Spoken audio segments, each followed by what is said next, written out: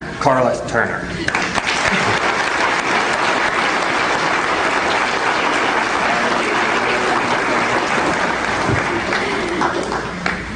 So that's what it looks like from up here. Thank you, Ed.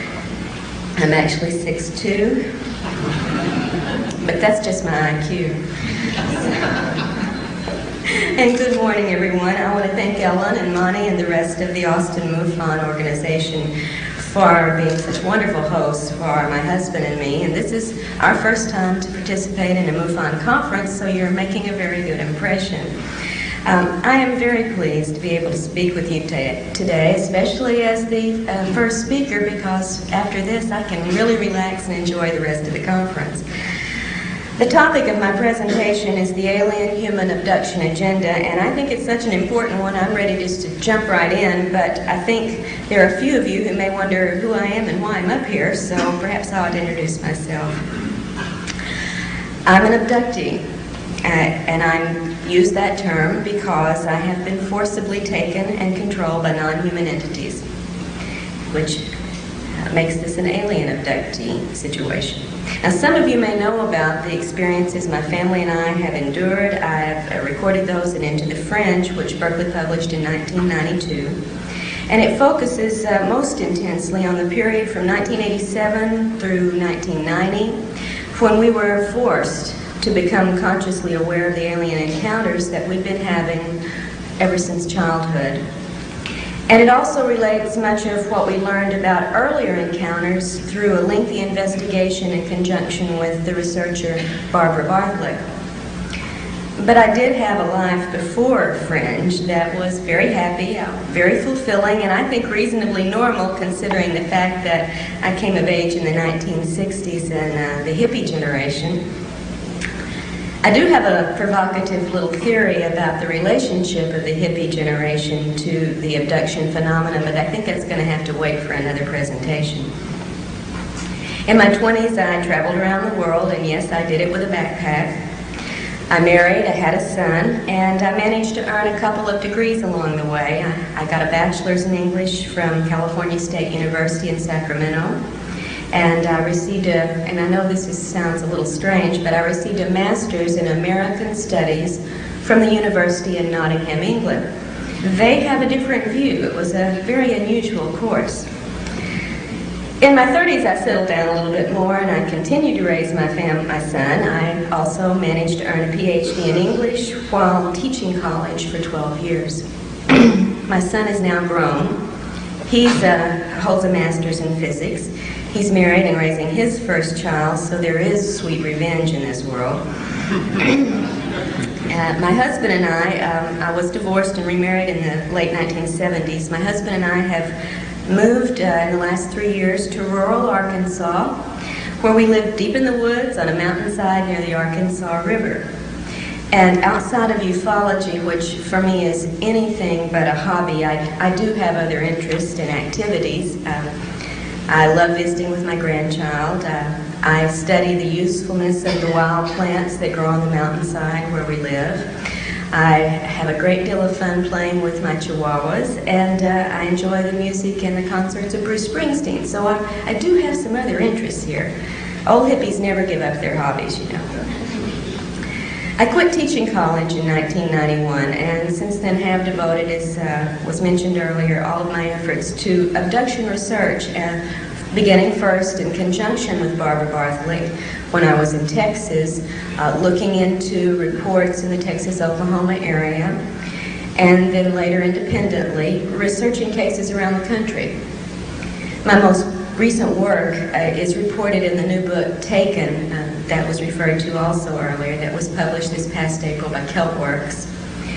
And I hope we will, by the time I'm through talking, understand all of the connotations that I imply with the title, Taken. It is not just the abduction aspect that I'm talking about. As both an abductee and a researcher into other people's experiences, I feel that I have a somewhat expanded context or knowledge of this phenomenon. My own experiences have taught me many things about the nature of alien activity. But that insight has been greatly expanded by the context of so many other reports I've been able to study, and it has helped me to see well beyond the limits of the individual experience. If we judge the entire phenomenon only by our personal experiences, we're going to get a very distorted view. The context, the patterns, the unique elements as well as the similar elements are all very important for us to have a chance of a glimmer of understanding what may be behind this phenomenon.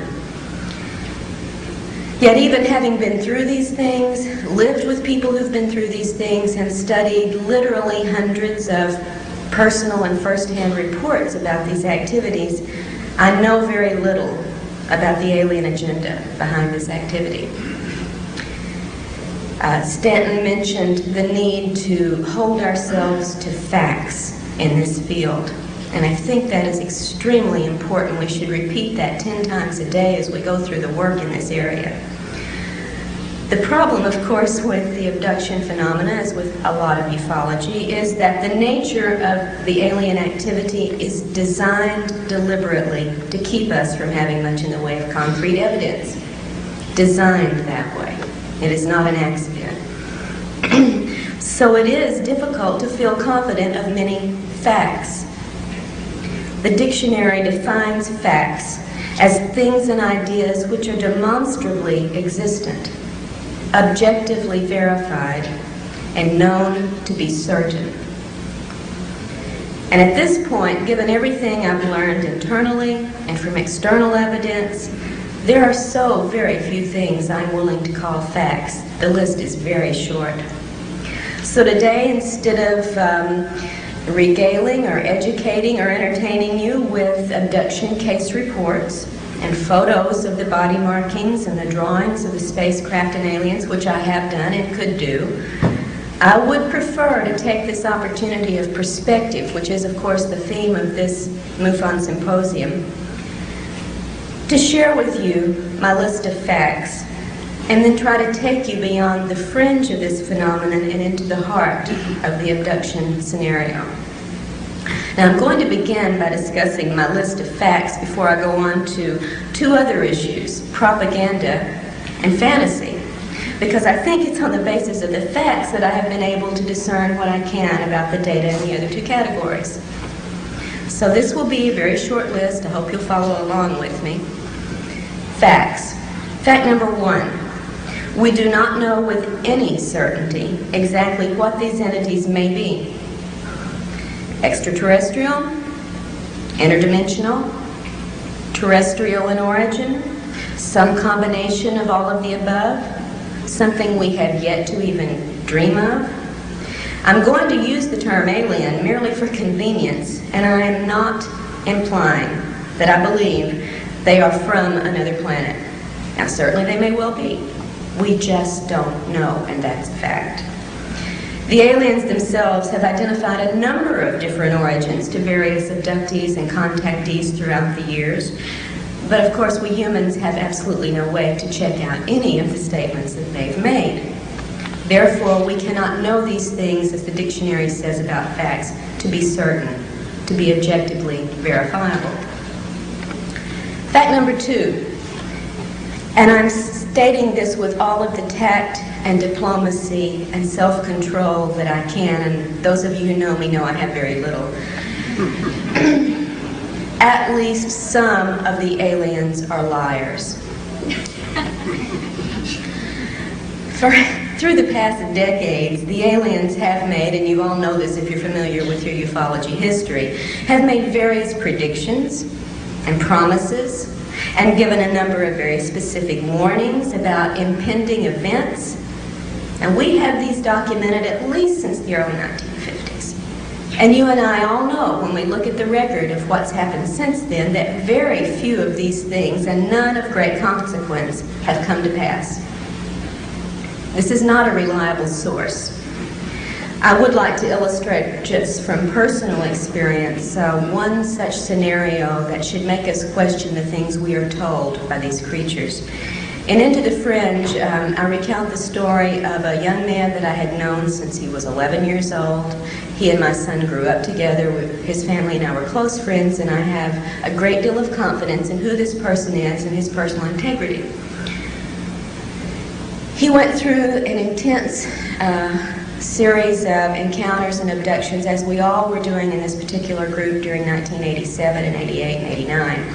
And one of the entities with whom he had repeated, almost regular contact was an entity who described itself as an interdimensional being, stating that its group was 10th dimensional and knew about the 11th the way we know about the 4th dimension. This entity would appear in various physical guises during its encounters with James. Sometimes it would be a nebulous form. Sometimes it would be a human-looking woman, but sometimes only her head. Sometimes her head and her hands if there was something she wanted to show him. So it varied. At one point in an extraordinary weekend of events, which are recorded in detail in Fringe, James was compelled to go out of state to a particular area. He was at his grandparents' house and was abducted in the middle of the night and taken to a hill a few miles from there where this woman materialized in full form this time. All the body parts were there. At that time, she told him that within 5 years of that date, he and a few other people, including us and several others in the area, would be activated to perform our jobs, our tasks. That it didn't matter where we would be at that time, it didn't matter what we were doing or what we wanted, we would do our jobs. The woman told him he would know this was true because she was going to give him a series of predictions of events that would come to pass from this date through the 5-year period. And she began by telling him about a situation that was occurring right that moment several states away with people he knew, so he could check this out to see if it was true. He certainly did. We all checked it out, and it was exactly true. What the woman had told him going on in the other states actually had happened, was verifiable. Of course, this made of James a believer. James was a valedictorian in a private, prestigious school. He had a career ahead of him where the sky literally could have been the limit. But the woman had told him in 5 years, you will be turned on to do your job. It doesn't matter what you're doing or where you are. And you will know this is true by the things that occur. The first thing made such an impression that she was telling the truth that James's life was put completely on hold. He dropped out of college, he gave up his plans for a career, his personal relationships became irrelevant, and he thought, I've only got 5 years, I should party, I'll make enough delivering pizza on a part-time basis that I can do the things I need to do before they take me over. Of course, none of the rest of the events occurred, but his life was effectively altered to his detriment by the lies that he had been led to believe. And you know, the best way to get someone to believe a lie is to sandwich it between a few truths, which is what, of course, the woman did. The 5 years, by the way, ended in August of 1993, and we're all still doing what we want, where we want, and we're not doing our alien jobs. The aliens have given a number of stories to people throughout the years about who they are, where they're from. And we have a list, if you compile this, and at one point I think I tried to, a list of planet origins for these beings that include everything from the planet Lanakane to Banlon. They also have given us a variety of explanations as to why they're here and why they perform certain procedures. Often, however, these explanations are contradictory. And without going into a great deal of detail, I will point out just one example. I report on this in the book Taken. Several people, abductees, that I have personally worked with, have been shown cloned bodies aboard craft or in facilities. And we'll talk a little bit more about the details of these in a moment. Just for purposes of the deception and the lying capability, I will use this little story. Pat, who's one of the cases in my book, was shown a copy of her body that was in storage with a number of other human bodies. She was told it was for the resurrection. And if you know your Bibles, you know when the resurrection comes, we will all get new bodies. Pat was raised in a very simple Christian fundamentalist background. The aliens, throughout their encounters with Pat and her family, had used the religious symbolism to bond with the family and to instill confidence in them. They'd even had Jesus beam into the room at one point when the Grays were abducting the grandmother and say, "It's okay, they're with me." Pat was told that this body, this cloned copy, would be her new body for the resurrection, and this was extremely moving and religious for this woman. However, another woman, also reported on in the book, was shown a copy of her new body in an entirely different scenario, of course, and was told, in fact, if she didn't cooperate with the agenda the aliens had picked out for her, she could be replaced with that body and nobody'd ever notice the difference. And in a third case, we actually had that occur on a temporary basis. A woman was abducted on her way to work and shown on a viewing screen her clone going to work in her place, and nobody knew the difference. So, are these bodies for the resurrection, blessed by God Himself, or are they threatened potential replacements? Aliens didn't get their stories quite straight in those cases. Fact number 3. In encounters, the human's perceptions are controlled, as are the human's conscious memories. Now, you already are very familiar, probably from the work of Hopkins and Jacobs and others, with the concept of screen memories, especially at the onset or at the conclusion of an abduction event, right? Someone may see a strange owl instead of the E.T., or a little gray rabbit by the side of the car instead of an E.T., or a beautiful deer, whatever. We're familiar with these screen events. What we may not be familiar with is the fact that the screen techniques go well beyond such temporary uses in the phenomenon. And we'll talk about that a little more later also. We're talking about control in fact number 3. It's also a fact that the perception of pain can be controlled and is controlled during these encounters with the particular abductees, as are feelings of physical pleasure, often sexual pleasure. And, of course, the human's emotions are also controlled during these encounters. The fact is, you are in control of these creatures during every encounter, to some degree, more or less, normally more. Fact number 4, false memories can overlay and disguise the actual events of an encounter. And even with regressive hypnosis, the abductee may recall false scenarios. I'm not talking false memory syndrome as so much has been ballyhooed lately in the press. That's not what I'm talking about. The abductee can recall false scenarios, even under regressive hypnosis, unless some effective method is used in the hypnotic process to help the abductee bypass implanted illusions. Some of you have heard me talk before. Remember an illustration of this concerning a woman named Joy, who in the 1970s had an encounter, a missing time and relocation episode in California. Was driving in one town, 2 hours later she's in another town, has no idea how she's gotten there. She's crying, she's in hysterics, and she feels totally abandoned and betrayed. 20 years later, when additional incidents occurred and finally compelled Joy to seek out some help to find out what was going on in her life, one of the events that she looked at under hypnosis was this 2 hours of missing time in the early 70s. She recalled in the initial stage that she was taken aboard a craft and brought by a regal and awe-inspiring figure who looked like the king and had on the robe and was very much in charge, into a room much like this, stood before a podium much like this, gazed out into an audience of wonderful smiling little grays, not at all like this, thank God, and was given a book and told to read this book to the audience. She looked at the book, and it had blue symbols or figures on it that she had never seen, and she said, I can't read this. I don't know what these symbols mean. And she was told, just put your hand over each symbol. You'll receive the impression, and then recite what you received to the audience. So Joy did this, and she would touch each symbol, and as she did, she would mentally receive a very warm, uplifting, wonderful spiritual message, which she would then recite to her audience. And she went through doing this, said the response she got was one of such love, such overwhelming acceptance. She was really awestruck by the experience. When the hypnotist asked her to move forward, there was a jump, a gap in her story, and suddenly she's back in the car, crying, hysterical, and feeling very abandoned and betrayed.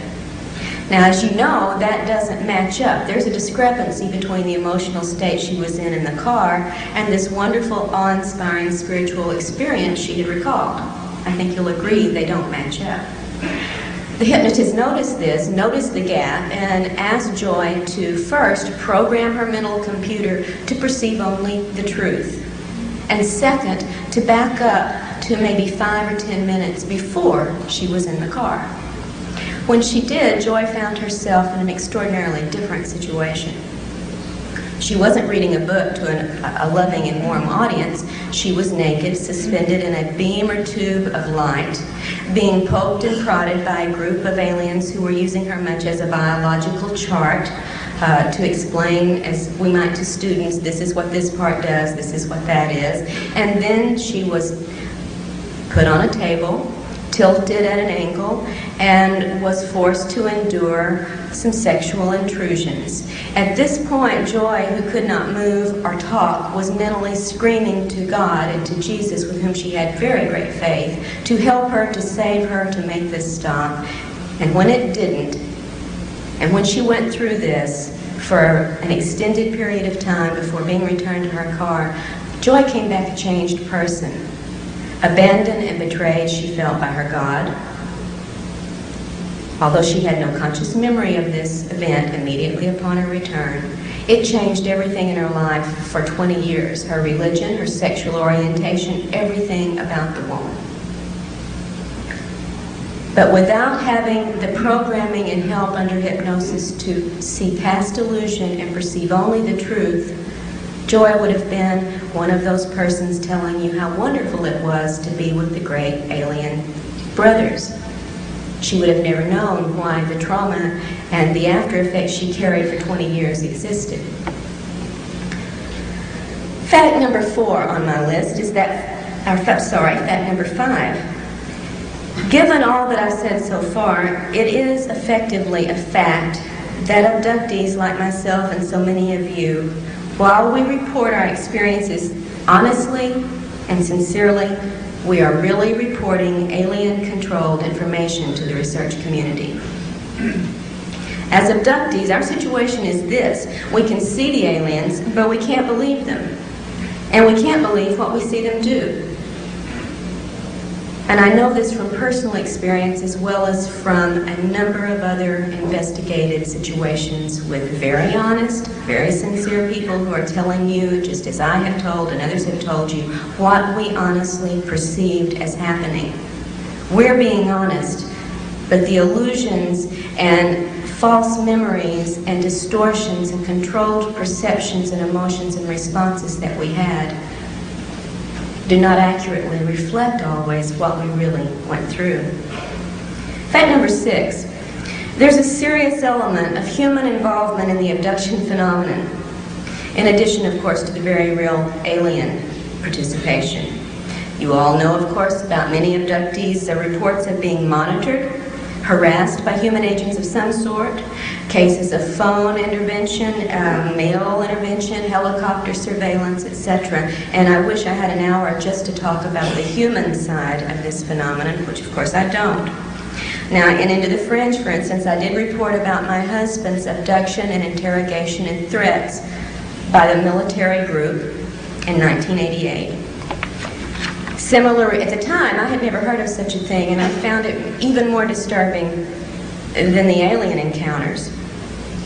Similar reports, though, have been made by a number of other abductees, some of whom I'm sure you're familiar with, such as Leah Haley's case, Alicia Davison in California, and some of you may be surprised to know Debbie Jordan. And part of her experiences reported a very similar human abduction and interrogation. It just never quite made it into print for some reason. In Taken, there are 4 more accounts of women whose lives have been intruded upon by what seems to be military human forces. And although I'm not at liberty, as so many of us aren't in this field where confidentiality is everything, to present to you the hard evidence that we have been able to gather in some of these cases, I am convinced by the evidence that we do have in a number of these cases, it's not an alien illusion of military. We've got names, dates, places, bases. It's real. Fact number 7. Whatever else it may be, the abduction agenda involves quite physical aims and procedures that tend to belie the idea of a primarily spiritual motivation on the alien's part. And much of what we see in these procedures goes well beyond the alleged aim of a crossbreeding program. If you think the aliens are only interested in making hybrid babies, then I invite you to figure out what these following procedures have to do with the process. First, you're aware of the various type of implants into numerous areas of the body, into the brain, through the ear, into the neck, into the spine, into the legs, the hips, and even in one man's fairly notable case, into the penis. Some of these implants have been seen on X-ray, CAT scan, and MRI. Some of them never show up. Some have been physically recovered. But so far as I'm aware today, and I do invite those who may know better to please correct me on this, whatever analysis has been performed on these objects has not given us any sensational new information. We still don't have any proof of what these things do in our bodies. What about the insertion of wires and tubes into abductees in the chest, in the kidneys, the ovaries, the wrists, the knees, and the feet, as well as the taking of human body fluids and the injection of unknown substances into the body in various locations? What about the brain operations, which in the statistics that I've been able to look at in a very general way without running them through the computer, seem to turn up as often, almost as often at least, as the reported taking of sperm and ova? In the cases reported, the individuals who've undergone or think they've undergone, because you always have to have that in the back of your mind, give an illusion, who have undergone these experiences use almost identical terms in reporting what has happened to them. I felt like my head was opened up and my brain was taken out. What about the deliberate pain experiments meant to produce levels of pain in the abductees, apparently for the measurement, study, or pleasure of the aliens who are observing them? I reported on one of these with James in Into the Fringe. He was put through an extraordinarily torturous and traumatic experience, having holes drilled in a row through the top of his head. He received an apology for this. Sorry, but we had to do it. But no explanation for why he had to do it. And most people are not given an explanation. What about the other bizarre tests and procedures that are reported time and time again? Abductees immersed in water or some liquid in which they're then forced to breathe the liquid. I think Hopkins and Jacobs have made this fairly well known to you. They now include it as one of the standard procedures. What does this have to do with crossbreeding? Are being forced to eat or drink unknown substances that then produce a variety of after effects on the abductees. Angie, reported on and taken, was given a bitter red liquid to drink, passed out immediately, and came to in a very passive, hypnotic state in which she then went through an interrogation with a number of people. Ted Rice, another case that I've been working on for a couple of years, as a child was given a pill to eat or swallow that then produced on the 10-year-old boy the effects of an aphrodisiac. What about being forced to engage in a variety of sexual, not reproductive, but sexual situations with alien beings, with human-looking figures, and with other abductees? Frequently, the alien sexual activities are reported to be carried out by reptoid-looking beings, but not always. We've got reports of gray sex, hybrid sex, and Nordic sex, among others.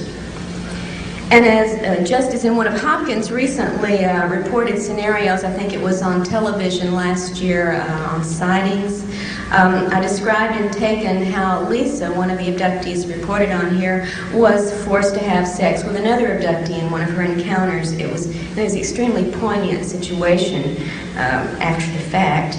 The man told her, apologized to her, told her how sorry he was that he was being forced to do this to her. He said, "They've been taking me since childhood. I don't know how to stop it." And he gave her his full name. That's all he had in his control to do. What about the cloning? I mentioned this earlier. And I'm not talking about just the potential, and I think very evidentially supported idea that the little gray workers you're also familiar with, like the little guy down here on the floor, are cloned, produced, manufactured like, we do Fords, Chevys. Not just this kind of cloning of the same sort of creatures to go out and do the work, but also the cloning of human bodies, which, as I said, have been shown to abductees. Sometimes they match and are identical to the human in the situation. Sometimes they're just a bunch of identical bodies, inert adult bodies. In one case, a man was taken to a facility in which he saw a room in which there were about 40 inert human bodies, 20 male, 20 female. The males were all identical to each other. The females were identical to each other, and they were beautiful, blonde, healthy specimens. What do these things have to do, is what I've asked you to think about, with the crossbreeding agenda? Fact number 8. All of the things that I've described to you so far are part of the aliens' physical aims and procedures. But that isn't all there is to their motivations. The agenda also involves the long-term psychological programming of the abductee. It targets, among other concepts, our social and personal relationships, our sexuality, our political ideas, and our religious and spiritual concerns. For instance, many of us, through our experiences, and I think I could get a show of hands on this, are made to be highly suspicious of our government. Now, perhaps with good reason. And in general, we become less trusting and intimate with people outside of this field, and very paranoid often of people within this field. As one of the women in the book, Jane, in Taken, has said, the aliens had fostered in her mind a mistrust of the government. Certainly it has changed most abductees' spiritual concerns and social agenda. With Pat, also reported on in Taken, the aliens, as I mentioned earlier, used a religious approach in their contacts with her, telling her very early on that they were angels, but, as they said, not as you've been taught. And they even had Jesus, as I said, appear in her bedroom to give us okay for a subsequent multiple family abduction event that occurred that night. Pat told me about this as her brother and sister, who also remembered the event, and said that Jesus had blonde hair and blue eyes and was very beautiful and wonderful. And I pointed out that this is physically inconsistent with the historical Jesus that we know about from the Bible. He certainly probably didn't have blonde hair and blue eyes, and Pat could only say, well, this one did. On socio-political terms, abductees often find themselves obsessively interested in ecology, animal rights, globalism, but I've yet to see the really hard evidence, other than the ecological side of this, that this is a result of alien programming or a response, a human response to our own experiences, which tend, when one goes through trauma, to make one much more empathetic to others going through trauma. On more personal terms, abductees often go through specifically sexual obsessions, dysfunction, and compulsions. Now, because of the personal nature of sexual situations, I'm sure that so many of these reports I wish we had available to us are not well known in the abduction data body, such as other things like sperm gathering, ova gathering, fetal extractions, baby presentations, and so on. Now, I know those two are very intimate and very personal scenarios, but it seems that we humans are even more sensitive about our sexuality. And if you've ever known someone who's had a sexual assault, no matter how traumatic, unwelcome, intrusive, and criminal the event may have been, the person tends to carry, without a lot of help to get over it, a sense of shame and responsibility. This is also true for abductees. In private, although these reports are not often made public, in private, abductees have reported not only straightforward sexual encounters during abductions, as I mentioned earlier, but also the aftermath of such encounters on their lives. You might be surprised, and again you might not be, to know how many abductees report obsessions or compulsive masturbation after their experiences that they do not have control over. Overwhelming sexual appetites. Conversely, the loss of all sexual appetite or the fear of sex, as well as sexual obsessions with people the abductees normally would never be attracted to. Fact number 9. With their advanced technology, the aliens can create virtual reality scenarios that are usually absolutely real to the perceptions of the targeted abductee. Now, such capabilities have often been theorized and hypothesized and discussed in this field, but for me, they were confirmed in an extraordinary case, multiple case, that I have helped research for the last couple of years, involving an abductee named Ted Rice. This is the one story I do intend to tell in detail before going on.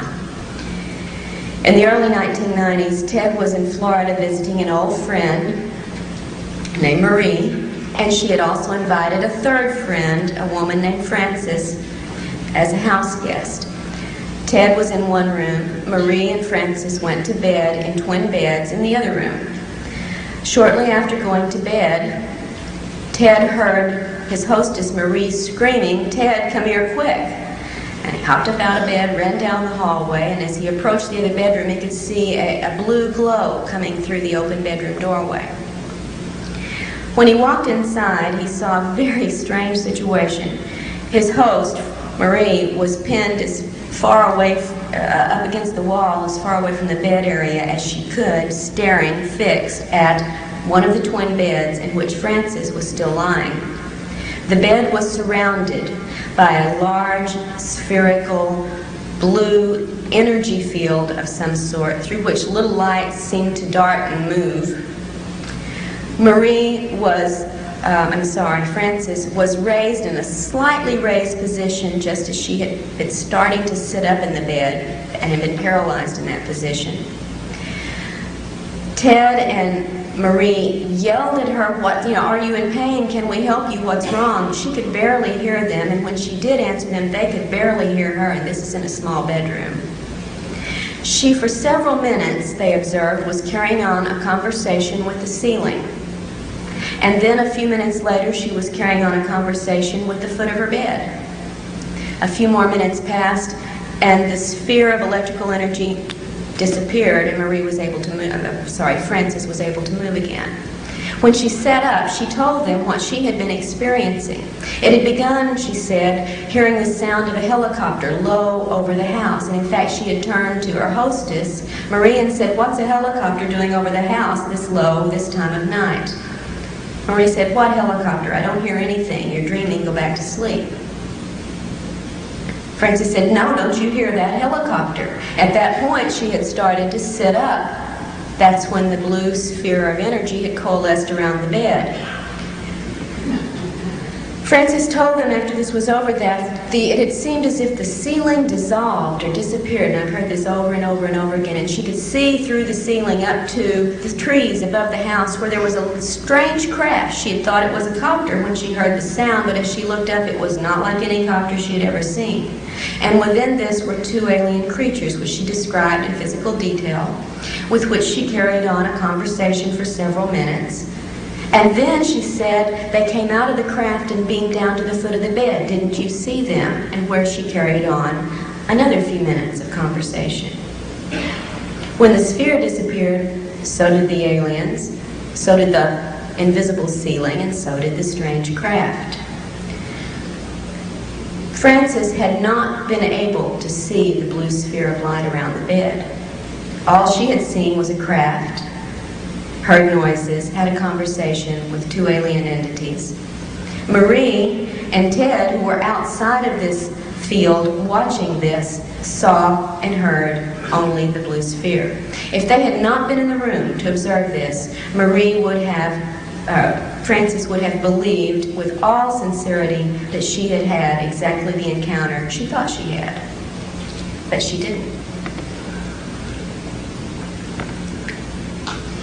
Fact number 10, and this is the last on my short list of facts. It is a fact that the aliens show a mysterious interest in the human soul. And I say mysterious because of the kinds of things they do and say concerning it. Now, this part of the phenomenon is so rarely discussed in public that I don't think we really have a good pool of data to proceed on a serious discussion, but I'd like to bring it up because it is a fact that the interest is there and mysterious, and we should be concerned about it. There are a number of intriguing reports that we could start with. For instance, a young girl who the aliens asked if they could borrow her soul. Two different abductees, totally different, totally isolated from each other. It happened to both come from the St. Louis area, both shown at the age of 5, a gigantic metallic spherical object somewhere in space, and we're told in essence it was the Soul Recycling Center. Reports of abductees who recall apparent past lives in which they've inhabited alien bodies with their souls. And even in one case, a man who watched as his young body was killed and his soul energy released, captured in a container, and taken to a new replacement body where it was reintroduced into the body through the technology of the little black box you might have heard about in some of these cases. For me, that's the end of my list of facts. So I'd like to move on to the other two categories, beginning with propaganda. Propaganda is defined as any association, system, or concerted movement for the propagation of a particular doctrine or belief. With me on that. What I've learned from my own experiences and the research into this field with others shows me that the aliens are clearly practicing such programming. And they are propagating a number of beliefs within abductees and through their reports to the UFO community specifically, and then to the population in general. They shape our beliefs in part, at least our beliefs about them in part, by the physical appearances they appear to us, for one thing. And through the virtual reality capabilities that I just described to you, they can and do give us any illusion they choose during abduction scenarios. One young man, a young boy abducted with his grandmother in a situation I don't need to go into at this time, had brought into the room the grandfather. It just happened the grandfather had been dead for 6 years. Another case in which, many cases in which celebrities or well-known figures are used to, in a scenario, to persuade an abductee to participate in this or that other procedure. Jesus turns up very, very often. He's always blue-eyed and blonde hair, and I'm sure that doesn't, maybe if we were in India we'd get Krishna, I'm not sure. Masking entities when the illusions have been seen through, and they often are. And one I think particularly important, although I've cited it before, I think it's worth repeating and tell the entire account and into the fringe. A young man who was compelled to go out of his house in the middle of the night. As we, under control, you go where you're supposed to go, and there is some evidence we get up and take ourselves out to be abducted, whether we know it or not. Compelled to go outside for an encounter, and there, waiting for him, was a Nordic, a beautiful blonde woman. Probably the spitting image of Semyazi, who was waiting with open arms and a loving look, a little bit attractive, alluring look, in fact, for him to come into her arms. And she reached out for him and drew him towards her, and being under control, as we always are, he went for it. Expecting to get an embrace and a kiss, as the arms wrapped around him, the image of Semyazi disappeared. And what was holding him was not blonde, beautiful, or human. And what he got was not a kiss, but being thrown to the ground, pinned down, with claw marks the next day around his neck where this had been held down, while a 2-foot rod of some sort was rammed down his mouth, down his throat, into his stomach, where the extraction of juices then took place, leaving him with the external claw marks, the scraped throat, and the taste of bile for quite a while afterwards. The aliens foster a belief, I think, in their beauty and their compassion with us through such means as showing us pretty people. I think they realize we're not as smart as we think we are, and that we often equate beauty with goodness, and you and I both know that's not always the case. They also foster a belief in the alien-human crossbreeding scenario through such repeated procedures as fetal implants and extractions, sperm and ova gathering, baby presentations, and so on. But I think, as Stanton warned us early on, we should remember that without external confirming evidence, we cannot accept this as proof. If we believe the aliens in our race can interbreed, however, it serves a lot of propaganda purposes. It makes us think we have some shared commonality, which makes us more receptive to their presence and activities. If we think we share offspring with them, this belief binds us to them even more so, just as royal marriages used to try to bind competing political parties when one wanted control over the other. The crossbreeding scenario also can lead us to see ourselves as subordinate to the aliens and dependent upon them when they tell us this is the only way your race is going to be able to survive. And they reinforce our dependence on them by warning us of the impending disasters from which only they can save us. I wish I had time to discuss what they may really be doing with the sperm and ova and fetal material they take from us, but I have yet to see confirmed proof that it has anything to do with hybridizing either their species or ours. Through the manipulation of what we think they're doing and what they tell us, they also propagate the belief that their intrusions are ultimately beneficial in purpose, in spite of the fact that so much of specific abduction events are painful, traumatic, and debasing to the person involved. We have many well-known accounts, abduction accounts, or should I say contact accounts, in which a person has been given a very positive, spiritual experience, sometimes with physical healing or expanded intelligence, psychic abilities, and these abductees feel very compelled to go out and tell you about their situations and proclaim that the spiritual benevolence of the aliens is all there is to it. And such reports can almost make you forget about the numerous other reports in which abductees experience great pain, suffering during their abductions, as well as severe, sometimes even fatal physical after effects and emotional distress afterwards. Some apologists for the aliens call such problems unfortunate but unavoidable, as if they were privy to the do's and don'ts of the alien conduct. But if inflicting pain or permanent damage can be controlled and avoided in certain cases, we can have and do have the right to ask, why is it not extended to all abductees, which it certainly is not. Just real quickly, one case I reported in Taken, Beth, a Puerto Rican woman, abducted in the late 1970s along with some of her children and her husband, went through a series of very strange physical and spiritual events during this abduction. Afterwards, suffered with a persistent, weeks-long rash that no one could explain, severe nausea for days afterwards, headaches, blinding headaches, severe hair loss, and such damage to her eyes that she developed cataracts, and she was a very young woman. This called for surgery, of course, to remove the cataracts, and the surgeon found evidence that she had had previous eye surgery, which she, of course, had never had. We have reports over and over of diseases, distress, sometimes fatal situations following immediately upon abductions, as well as the wonderful healing cases that are out there. They do exist, but if they exist for one, why do they not exist for all? And I think we need to ask that. Propaganda techniques also include perpetrating good cop, bad cop situations, or good alien, bad alien situations. You know how many accounts tell of painful, traumatic events taking place during an abduction, and then they stop when the good alien enters, the friendly one, the protector who makes it all better and takes away the pain. Binds us to them. We've got a helper. Reminds me of what goes on in some of the abduction and hostage situations we've been familiar with over the years. These things tend to instill in the abductee a sense of awe, a sense of fear, a sense of vulnerability, and in a very, very strange way, a sense of bonding and identification through that protector alien figure, making us subordinate and vulnerable in our relations with them.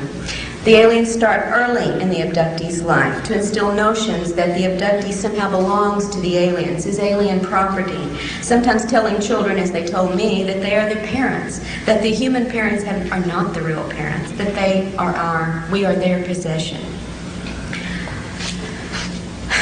Aliens say they have the right to do the things they do to us. They never show us, however, the warrant for that right. They foster our belief in the crossbreeding agenda. And if all we had to go on was the data related to this, that would be a very acceptable theory. But I hope I've made clear to you by what I've presented heretofore, that's certainly not all there is to the phenomenon. In a handful of cases, well, I don't have time, we're coming to a limit here, abductees have even seen these wonderful hybrid fetuses that are supposedly going to either save their race or our race, depending on which alien you're talking to at the time, deliberately destroyed. In one case, blended up as we would do a milkshake, and when the woman, in great distress, protested this, was told in effect by the alien, "Don't get so excited, it wasn't really alive anyway, and don't worry, we won't waste any of the physical material." I wish I could go into a series of other reports along this line that bring block after block of evidence upon which to build the idea that we should not accept hybridizing and crossbreeding as the agenda. But again, time is of the essence. Programming also occurs with the sexual scenarios that are carried out, and again, without getting into the details, they are mostly reported by abductees to be invasive, unwelcome, and traumatic, having after effects on the sexuality of that person, sometimes for years afterwards. There are a lot of details we could discuss, maybe during question and answers we can. In general, alien propaganda seems designed to promote the superiority, the proprietary nature, and the benevolent status of the aliens, and the subordinate dependent position of humanity. To close, I'd like to talk very quickly about the issue of fantasy. Fantasy refers in some of its definitions to suppositions resting on no solid ground. And I think you can see already we've had alien fantasy perpetrated upon us in scenarios.